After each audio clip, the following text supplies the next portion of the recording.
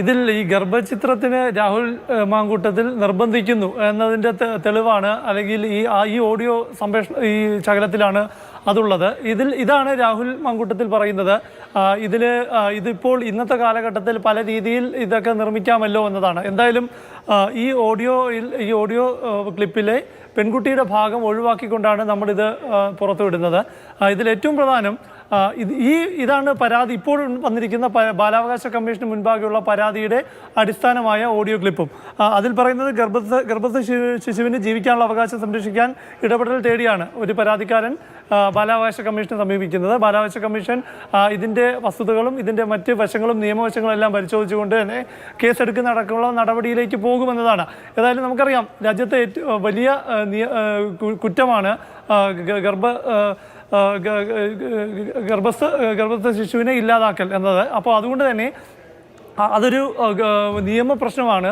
തീർച്ചയായും ഇത് സംബന്ധിച്ച് പോലീസ് കേസ് അടക്കമുള്ള പരാതികളടക്കമുള്ള വിഷയങ്ങൾ വേണ്ടിവരും.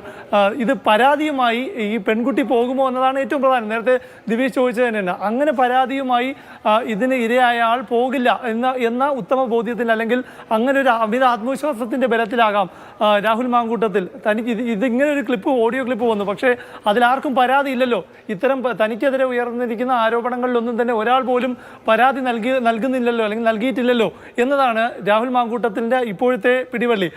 കഴിഞ്ഞ കുറേ നാളുകളായി മുഖമില്ലാത്ത ആളുകൾ തനിക്കെതിരെ ആക്രമണങ്ങൾ നടത്തുന്നു, തനിക്കെതിരെ അപഖ്യാതികൾ പറഞ്ഞു നടക്കുന്നു എന്നതായിരുന്നു രാഹുൽ മാങ്കൂട്ടത്തിൻ്റെ അവകാശവാദം. പക്ഷേ അത് പൊളിഞ്ഞു. ഇന്നലെ ഒരു നടി തന്നെ രംഗത്തെത്തി അവർ നേരിട്ട ദുരനുഭവങ്ങൾ തുറന്നു പറഞ്ഞോടെ. അപ്പോൾ ആരും പരാതിയുമായി പോലീസിലോ അല്ലെങ്കിൽ നിയമ സംവിധാനങ്ങളെയോ സമീപിക്കില്ല എന്ന ഒരു ആത്മവിശ്വാസത്തിൻ്റെ ബലത്തിലാണ് രാഹുൽ മാങ്കൂട്ടത്തിൽ ഇതെല്ലാം പറഞ്ഞുകൊണ്ടിരിക്കുന്നത്. ഏതായാലും പാർട്ടി നേതൃത്വത്തിന് ഇങ്ങനെ ഒരു ആത്മവിശ്വാസമില്ല. കാരണം ഇത് ഒരു രാഷ്ട്രീയ പ്രതിസന്ധിയാണ് കോൺഗ്രസ് നേരിട്ടുകൊണ്ടിരിക്കുന്നത്.